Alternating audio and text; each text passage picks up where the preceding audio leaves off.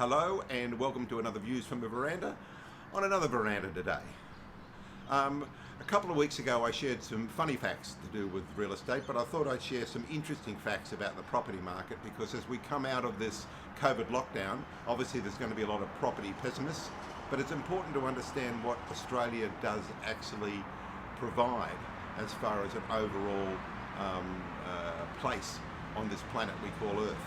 So there are 10.6 million dwellings in Australia, valued at over $8.1 trillion.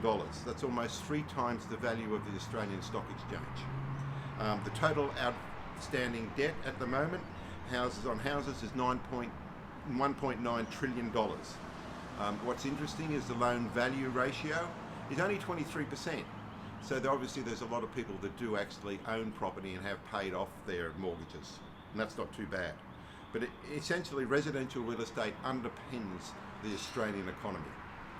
Thirdly, Australia's population has doubled in the last 50 years. Currently the population is 25.7 million. In 1970 it was 12.5 million. In 1901 the population was 3.7 million. So Australia's population and the forecast is likely to hit something like 30 million by the end of this decade.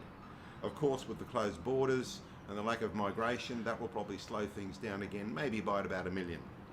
But there is a business plan in place to have 40 million people living in Australia by the middle of this century. So also Australia is not a land of the middle class, like many people believe. There are stats that indicate that the average household income earns $116,000 per annum.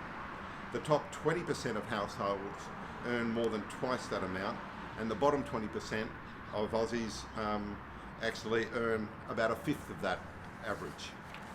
So at this stage, you know, wealth is more evenly distributed, it's probably fair to say, but we do have a lot of wealthy people living in Australia. So another point, prior to COVID, Australia was one of the fastest growing developed nations in the world, if not the fastest, at 1.4% per annum. It is a chosen destination for many people living overseas, and especially when the borders open up, I'm sure Australia will become very much up on the list as far as people moving here. Which leads me on to the next point, is that Australia has been the most generous nation as far as accepting migrants. As at the 30th of June 2020, we had 7.6 million migrants living in Australia. That's about close to 30% of Australia's population has been born overseas. The proportion of migrants especially tend to move towards the urban areas, Sydney being at an average of 39%. So people born overseas, if you look at the other major cities, New York 29%, Paris 22%, Berlin 13%, and Tokyo 2%. So another point is that Australia's population is ageing. We have more people over 65 than under 18 for the first time in history. And that's another good reason why we do need to have this migration, because they bring the baby boomers in, those people who are willing to work hard for their money.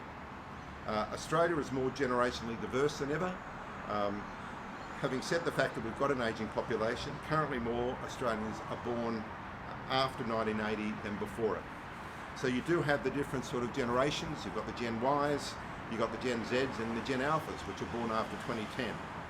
But the majority of the workforce are in the Gen Y and Gen 7 age groups. So look, it's very important to understand the demographics of what happened, because that has a very important impact on property as we move forward. It's not the short-term blips that actually happen, it's the long-term trends, such as how many people living in Australia, where they want to live and why they want to live there. So if you'd like to know more about what's happening in your area as far as real estate is concerned, contact us, message us. We're here to give you the best advice the Shire can provide. But until next time, take care and look after each other. Thank you.